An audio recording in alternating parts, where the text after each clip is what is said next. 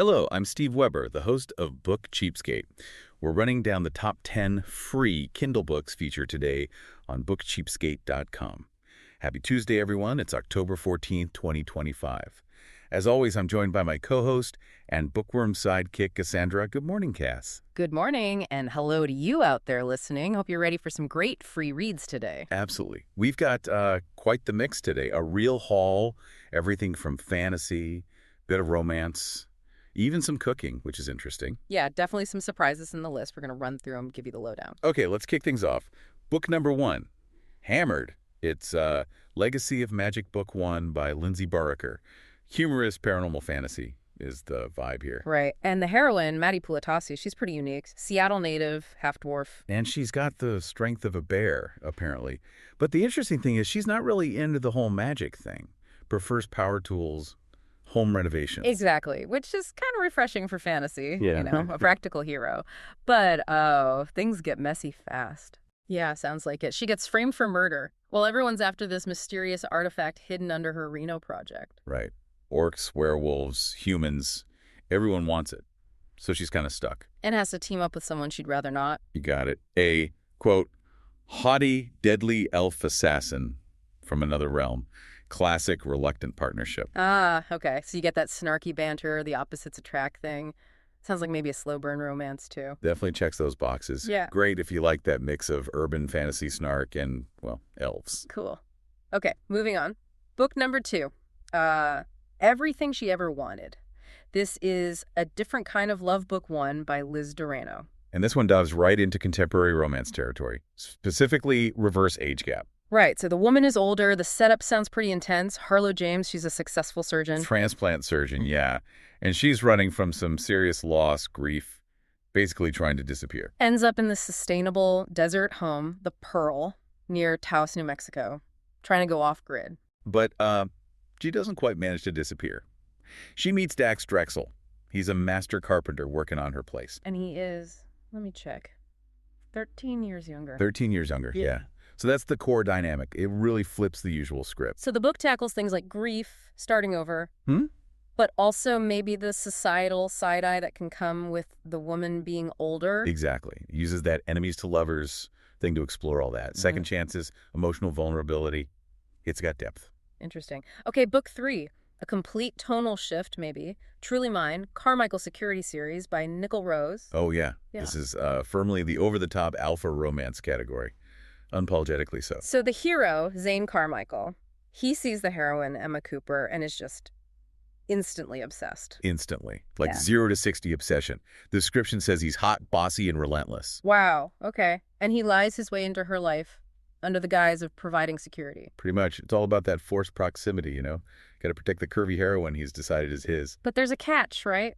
Yeah. Something about grandmothers. Yes. This is where the humor comes in, which is maybe needed. He has to deal with Emma's 2 octogenarian grandmothers who are described as 80 going on 18. Ah, okay, that sounds like it could be funny. Does it work, keeping it light despite the intensity? I think so. Yeah. Apparently the dual point of view helps too. You see his instant devotion, but also her trying and failing to resist him, plus the grandma chaos. It keeps it fun. Gotcha. All right, after all that relationship drama, book 4 is Garlic. A simple cookbook for everyone. A palate cleanser, maybe? Yeah. A cookbook dedicated entirely, solely to garlic. Huh. You know, I can see the appeal. If you love garlic, you really love garlic. Is it practical? Seems like it. Simple, unique recipes. The idea is making it easy to just use more garlic in interesting ways, not just your usual garlic bread or whatever. Okay. Any surprises in the recipes? Actually, yeah. It's surprisingly global. Algerian recipes like saffron bowls, couscous gardaya. Yeah. And Jamaican fillets, Mediterranean stuff, Southwest flavors. It kind of uses garlic as a gateway to different cuisines. Pretty clever for beginners, maybe looking for easy weeknight meals. Nice. Okay, book 5 takes us into mystery territory. The Chester Creek Murders. Venator Cold Case Series Book 1 by Hazel Smith. Cozy mystery, right? Spot on. Classic cozy setup. Glamorous setting, London's Hotel La Fontaine. And the heroine, Ivy Stone, she's a new maid, finds a dead body on her first day before lunch. Yep. Talk about a bad first day. That kicks off the amateur sleuthing. So cozies are all about that comfort read vibe, right? Murder, but make it nice. Kind of, yeah. You get the puzzle, but it's mixed with appealing lifestyle elements. Like there's a prestigious fashion show happening at the hotel. She gets to sample gourmet food. Ah, okay. Living vicariously. Exactly. Yep. And there's a sweet puppy named Monty. Plus that whole upstairs-downstairs dynamic adds a bit of social commentary, maybe. It's danger, but cushion. Got it. Now compare that to book 6, Mystery Maid by Jemmy Fraser. Also a maid, but sounds like a different feel. Romantic suspense. Totally different, yeah. Maid Ivy book 2. Wait, is this the same Ivy? No, different author, different series. Okay. So Mystery Maid.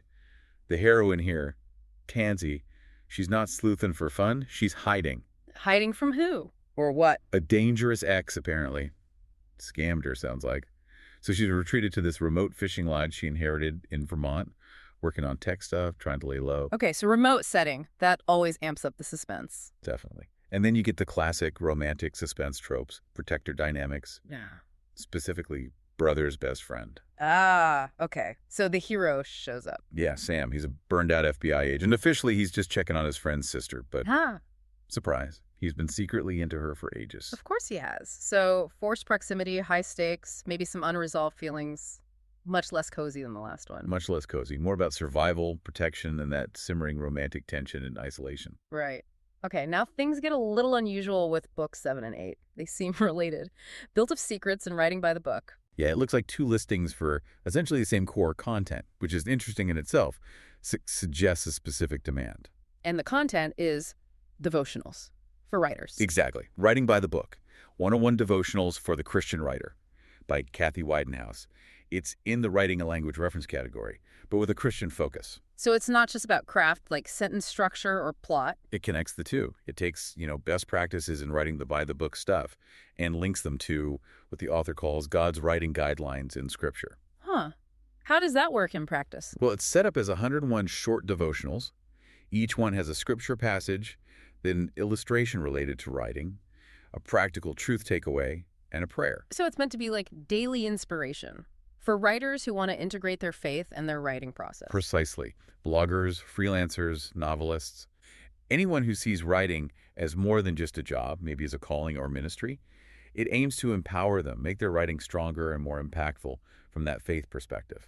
Okay, definitely a specific niche, but clearly one with an audience if it's listed twice. Interesting. Yeah, it's a good example of how faith communities are creating really practical, targeted resources for professional development. All right, book number 9. We're shifting gears again. A Ghostly Guardian, Midlife Mysteries Book 1. Sounds historical. Maybe supernatural. Yep. London, 1880. And yes, definitely supernatural. Historical ghost romance. Maybe with a midlife mystery angle. The premise grabs you right away. Oh, yeah. What's the hook? The heroine is accused of stealing a diamond, and her response. Technically, I did steal it, but it was mine to begin with. Huh. Okay, I like her already. Sets the tone. Right. Tells you she's got some fire, some complexity, and to prove her innocence, guess who helps her? Let me guess. A ghost. Her dead husband's ghost, Patrick. He appears to help clear her name. Okay, wow. But wait, there's more, right? Isn't there a living investigator involved? There is. Inspector Grant Sterling. He's handsome, brooding, and happens to be Patrick's living best friend. No way. Okay, that's a fantastic setup. A ghost husband helping her while his living best friend investigates her.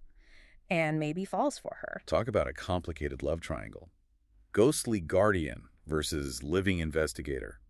It definitely appeals to fans of Victorian settings, complex heroines, later-in-life romance, and that supernatural twist. Yeah, that sounds like a really unique mix. Okay, finally, book number 10. We end with a classic, The Last of the Mohicans. An absolute cornerstone. James Fenimore Cooper, 1826. If you haven't read it, well, it's foundational American literature. It's considered one of the great adventure novels, right? Set during the French and Indian War. Absolutely. It follows the dangerous journey of two sisters trying to reunite with their father, escorted through the wilderness. And it gave us some iconic characters. Hawkeye, Natty Bumppo. The quintessential frontiersman, and his companions, the Mohicans Chingachgook and his son Uncas, the titular last of the Mohicans. These characters became archetypes. So beyond just the adventure story, why is it still, relevant? What's the takeaway for us now? Well, it digs deep into really core American themes.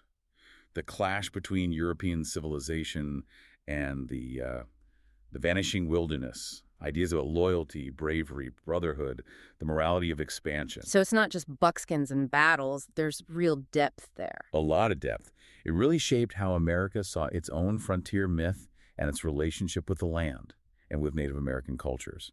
A central reading, really, to understand where a lot of later fiction came from. Woo, okay, that's quite a list for one day.